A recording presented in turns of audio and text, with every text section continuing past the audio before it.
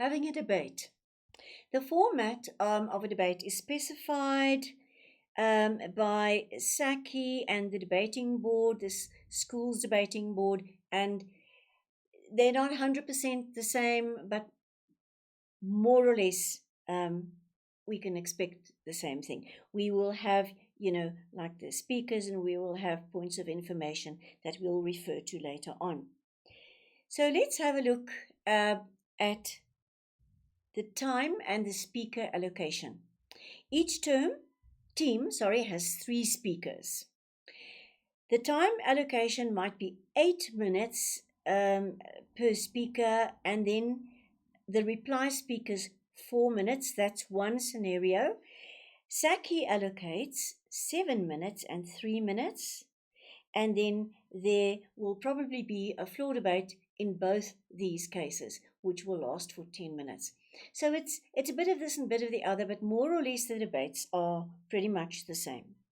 There are certain definitions that you should know, and that certain words that you should recognize.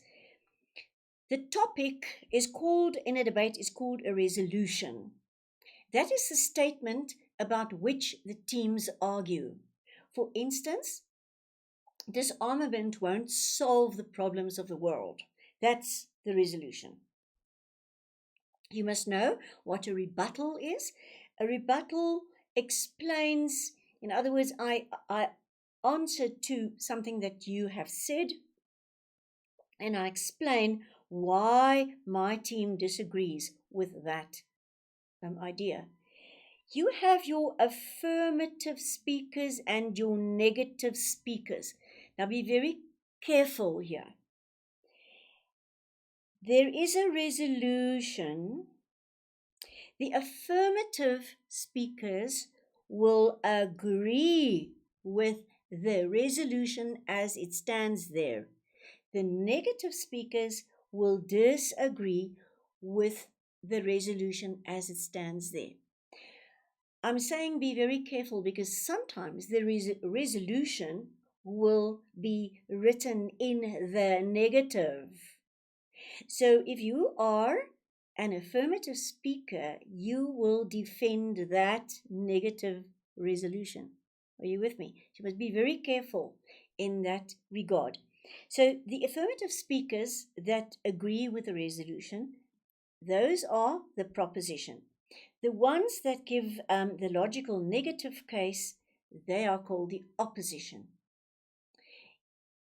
Each team must prepare as a team, because each speaker has a very specific role, and they must stick to those roles. So the allocated aspect of the topic, each member must stick to what he is told to do. But the team's argument must flow, and the case must be built systematically. Also know about the chairperson. The chairperson is not part of the debating team. It's just a person in charge of the debating procedures. She's not part of any team. Remember that, please. It's either a chair, it's a madam, or a master chair, and this person is also addressed as such. If you have to address the person, you say master chair or madam chair. What must he or she do? She states the motion, for instance, introduces the speakers. In other words, the motion, of course, is the resolution. That's another word for the resolution. She explains the procedure, calls upon the first speaker of the proposition to start the debate, and then the other speakers, when it's their turn, as in any chairperson, must maintain order always, and must also end the debate and thanks the audience for their contribution as well, because they will be contributing sometime during the floor debate. So look at the speaker roles. What does the first speaker of the proposition do? This person will always start the debate. The first speaker of the proposition will explain how the team has interpreted the motion or the resolution, The person will introduce the debate as a whole. In other words, in the overarching, defines all the key terms. How did the proposition understand the key terms in this motion, and what is their general understanding of what it means? Also introduces the team line. In other words, as the proposition, they are going to have this overarching argument. We'll also set out the team split, what the first speaker will cover, the second will cover. The third person does not quite have a role in that regard, you'll see just now. So the team split between the first and the second speaker. And then also, as I said the first speaker, because the first speaker has this role, in other words, of giving the view, the proposition's view on what this topic is all about, will only have time to give the first argument of the proposition side. So that is that person's role, and that person will be given marks accordingly. Did this person fulfill the role of a first speaker of the proposition? Important. Then the first speaker of the opposition will have a similar role, but the first part of the first speaker of the opposition will be to accept the proposition's interpretation of the topic or of the resolution, or say no, fundamentally they don't agree with that, and they will then have to give their idea of what the topic is all about. And then eventually what will be accepted is the most reasonable definition. So one must be very careful here. You must understand that the opposition, when giving a different view of the topic, then the proposition will have to adapt whatever they're going to say. So you must be very careful. And if that seems reasonable, so it doesn't happen very often, but it can happen. Usually the opposition says, fine, we are in agreement with what the proposition said. Then, after accepting what the topic is all about, the first rebuttal is coming. I'm going to say a lot about rebuttal. The first rebuttal is given. So the person will then, the first opposition, will rebut this substantive point. In other words, the first speaker has given the first argument of the prop. Now the first speaker of the op will now rebut that point, and will also have the same role in introducing the team line and the team split. How are they going to handle this, and how are they going to split up this topic? And it also then, this first speaker of the opposition will give the first argument of the opposition side. So we got first.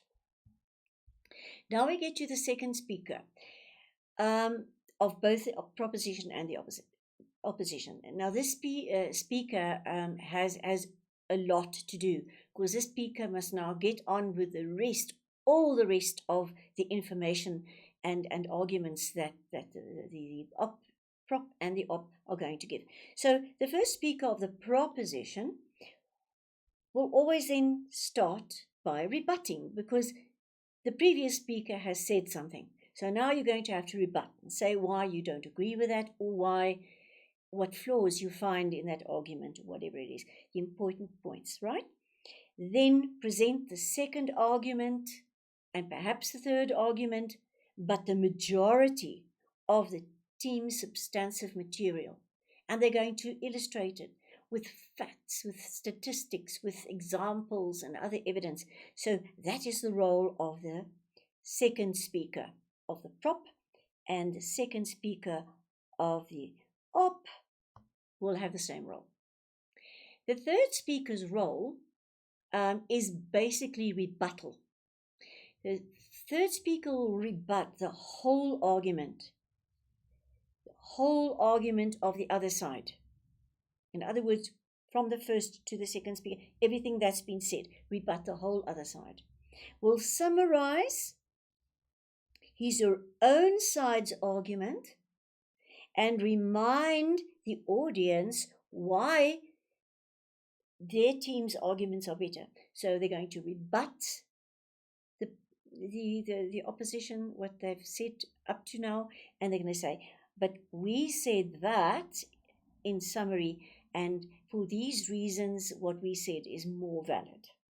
Then the third speaker of the opposition will also summarize his or her side's argument in the same way there, and also rebut the entire other side.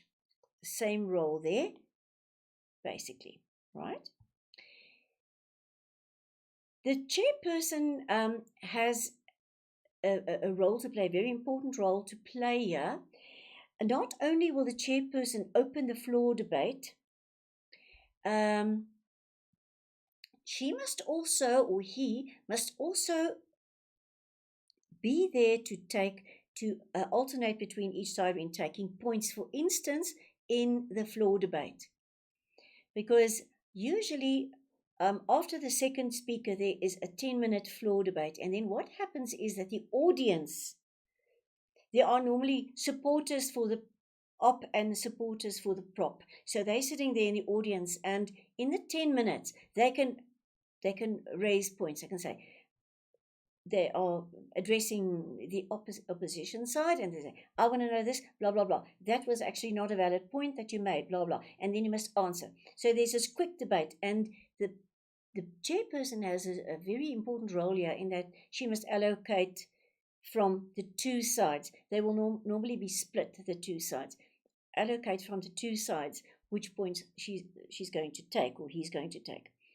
And when during that situation, the floor members are not allowed to address any of the speakers.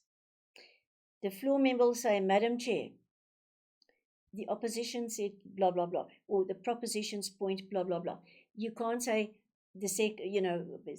Johnny or whatever. You don't call them by their name. You work through Madam Chair, right, or Master Chair.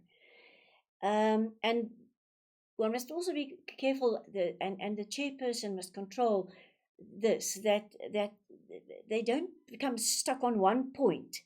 That often happens, that the one person says something, and then from the other side, this person wants to go back there, and this side, then it becomes a little mini debate between floor members, and it should never be that. It must always go through the chairperson, and it must be a valid, different point every time. And the chairperson must control it. So it's quite a task that the chairperson has. So not stuck on one point, and make sure that they all get equally an equal opportunity to make a floor point. Then in terms of the roles and the procedure of the debate, after the third speakers have spoken, it is time for reply speeches. And interestingly, have a look here that we are now going to have a switch in roles. We are first going to have the reply speech of the opposition. Remember that the proposition started. Now the proposition is going to end this debate again. So we have in the reply speeches a reverse role here. So what does the reply speaker do? He or she identifies the major causes of disagreement between the two. In other words, it's a summation of the whole thing. This is basically the key points where we disagreed in terms of the debate as a whole. And then you are going to try and persuade the audience to agree that your attempts, your arguments, your whole stance was much better. It was more convincing. So you're going to try to get the audience on your side. And then, of course, at the end, it is the proposition's reply speech. And the proposition has the final word and also does the same. Look at the key disagreements between the two groups, and why their group had the more valid role or argument. So the major causes of disagreement, very important, must be addressed, and they must attempt to clinch the argument, and so that they can actually win the debate. And that's it.